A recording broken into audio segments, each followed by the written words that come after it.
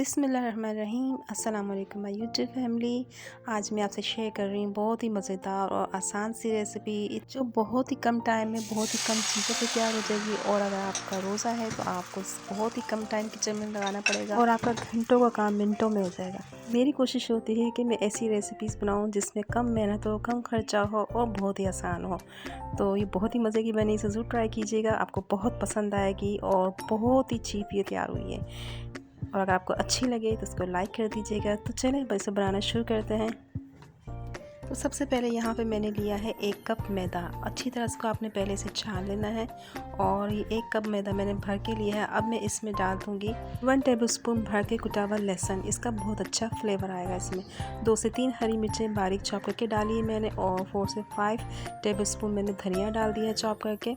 नमक डाल दिया 1 टीस्पून और 2 टेबलस्पून मैंने इसमें ऑयल डाला है। इसको मैं अच्छी तरह से मिक्स कर लूँगी और अब इसमें थोड़ा-थोड़ा करके मैं इसमें पानी शामिल करूँगी। पानी आपने एक साथ इकट्ठा नहीं डालना है इस तरह से, नहीं तो ये इसमें गुठलियाँ बन जाएगी। तो हमें बहुत स्मूथ सा बैटर तैयार करना है, इसलिए पहले मैं थोड़ा पानी डाल के इसको अच्छी तरह से मिक्स कर लूँगी और फिर मैं इसमें 1 कप पानी और डालूँगी कि हमें ये पतला सा चाहिए। देखें इस तरह से ये कंसिस्टेंसी होनी चाहिए इसकी। तो बस ये रेडी है। अब मैंने एक पैन लिया है, इसको गर्म करके 1 टीस्पून मैंने इस पर ऑयल या घी या आप बटर डाल लें और इस तरह से 1 चम्मच भर के आपने इस पर डालना है और स्लो फ्लेम पे इसको हम पकाएंगे।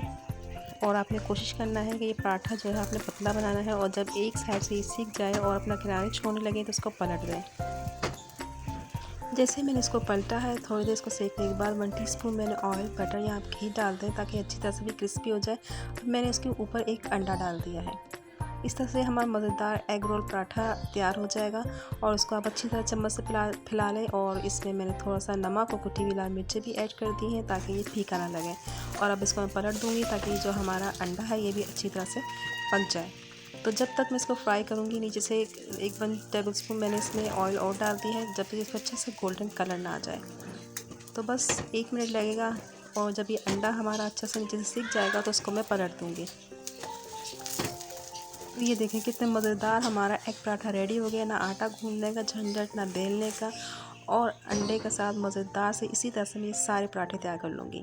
तो अब इसकी स्टफिंग तैयार कर लेते हैं। 1 अदद खीरा लिया है मैंने और इसको मैंने इस तरह से बारीक लंबाई में जूलियन काट लिया। इसी तरह से मैंने थोड़ी सी गाजर ली है और उसको भी सेम इसी साइज़ में लंबाई में काटा है। 1 मीडियम प्याज ले लिया है और थोड़ी सी मैंने बंद गोभी ली है। इसमें आप अपने चाहें, अगर आपको पसंद है तो आप शिमला मिर्च भी ऐड कर सकते हैं। 1 टीस्पून भर के मैंने कुटी हुई काली मिर्चें ऐड की हैं और मायोनीज़ ले लूँगी मैं 2 से 3 टेबलस्पून। ज़्यादा नहीं डालनी, इतनी डालनी है कि ये अच्छी तरह से इस पर कोट हो जाए। इसको आप अच्छी तरह से मिक्स कर लेते हैं। बहुत ही मज़ेदार ये हेल्दी हमारी सैलेड तैयार हो गई है और ये इतने मज़े की है कि अगर आपके बच्चे सब्जियाँ नहीं खाते तो आप इन्हें खिलाएँ तो ऐसे ही खा जाएंगे। बहुत ही मज़े का लगता है। तो ये जो मैंने रोल पराठा तैयार किया था ना, अब इसके ऊपर ये मैं इस तरह से चिली गार्लिक केचप लगा रही हूँ और ये मज़ेदार सी जो वेजिटेबल है हमारी, इसको मैं रखूँगी इसके ऊपर। भर के आपने डालनी है खूब और इस तरह से आप इसको रोल कर दें। ये देखा कितना सिंपल, कितने मज़े का, कितना हेल्दी हमारा रोल पराठा तैयार हो गया। इसी तरह से मैं ये सारे तैयार कर लूँगी। कितना सिंपल है बनाना और ज़्यादा कुकिंग टाइम भी नहीं है, इसमें ज़्यादा पकाने का कोई काम ही नहीं है।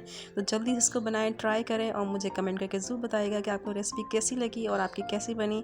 और अच्छी रेसिपी के लिए इसी तरह की आसान और सिंपल मेरे चैनल को भी सब्सक्राइब कीजिएगा। फिर मिलेंगे इंशाल्लाह किसी अच्छी रेसिपी के साथ। तब तक के लिए अल्लाह हाफिज़।